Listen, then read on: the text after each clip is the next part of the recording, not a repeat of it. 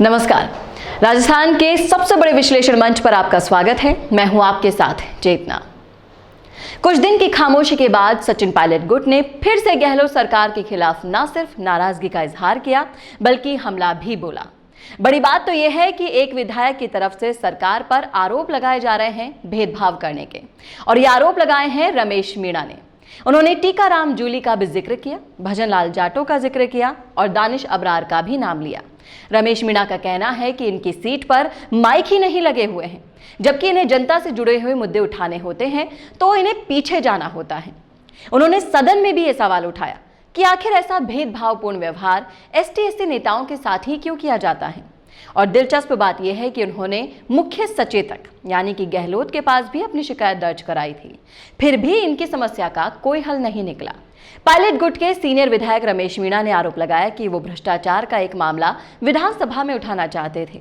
उन्हें रोकने के लिए ऐसी सीट आवंटित की गई जिस पर माइक ही नहीं था। मीणा ने मुख्यमंत्री अशोक गहलोत पर हमला बोला कि पार्टी के दलित विधायकों के साथ सदन में सौतेला व्यवहार हो रहा है। मीणा ने आरोप लगाया कि वो एक अस्पताल को टोकन मनी पर जमीन आवंटन में भ्रष्टाचार का मुद्दा उठाना चाहते थे, लेकिन वो उठा नहीं पाए।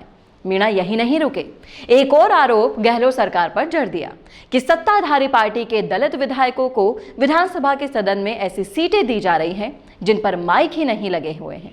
मीणा के निशाने पर गहलोत थे, लेकिन मुखातिब वो स्पीकर से हुए थे। विधानसभा अध्यक्ष सीपी जोशी भी जानते हैं कि मीणा का निशाना कहां पर है, लेकिन जोशी ने और साफ किया कि कौन कहां बैठेगा, किसकी सीट पर माइक है या नहीं, यह संसदीय कार्य मंत्री का काम है। गहलोत सरकार ने सफाई दी कि सभी को सदन में बोलने का अधिकार है, किसी ने रोका नहीं। करीब 15 दिन पहले गहलोत पायलट एक साथ हेलीकॉप्टर से 2 किसान रैलियों को संबोधित करने के एक साथ गए थे। तब समझा गया था कि दोनों नजदीक आ रहे हैं, लेकिन पायलट गुट के विधायक के इस आरोप के बाद साफ साफ नजर आ रहा है कि अविश्वास की दरार कम होने के बजाय बढ़ रही है। मीणा गहलोत सरकार में कैबिनेट मंत्री थे। पायलट की बगावत के दौरान वो उनके साथ थे। पायलट लगातार दबाव बना रहे हैं कि मीणा समेत मंत्रिमंडल से हटाए गए उनके कोटे के मंत्रियों को फिर से मंत्री बनाया जाए। तो देखा आपने कैसे कांग्रेस सरकार के राज में विधायकों से व्यवहार किया जा रहा है। अब जिस सरकार से उसके ही विधायक नाखुश हैं और नाराज हैं, तो सरकार से जनता क्या उम्मीद लगाएगी। तो ये थी राजस्थान से जुड़ी खास खबर। राजस्थान संवाद देखते रहिए और हाँ, इसे सब्सक्राइब करना ना भूलिएगा ताकि आपको हर पल की अपडेट मिलती रहे।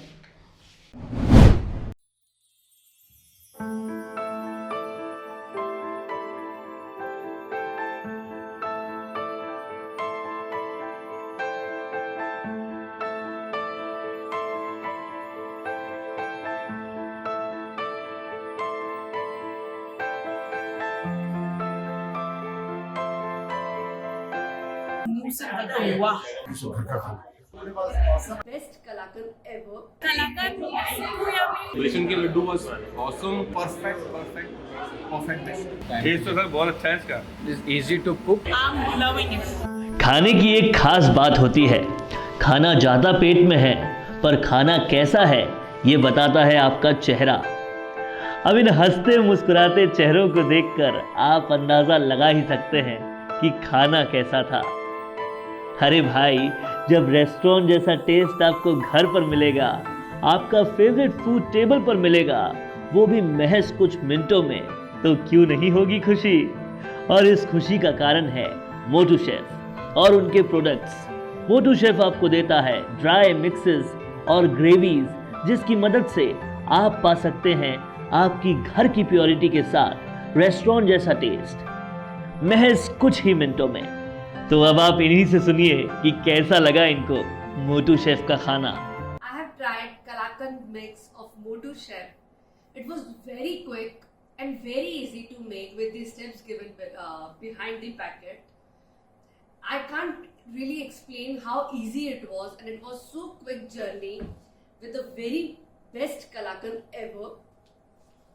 I will strongly recommend all the products of Motu Chef and especially Kalakand mix. It is absolutely delicious. Delicious. I just want to say that I'm loving it. जो मोटू शेफ का जो खाना है, तो मिक्स रेडी टू प्रिपेयर वाला, ये तो बिल्कुल ऐसा लगा जैसे घर का खाना। The food is really nice.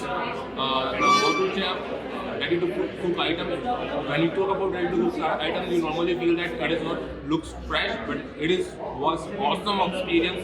It looked really fresh. The besan ki laddu was awesome, and the pasta gravy is also awesome.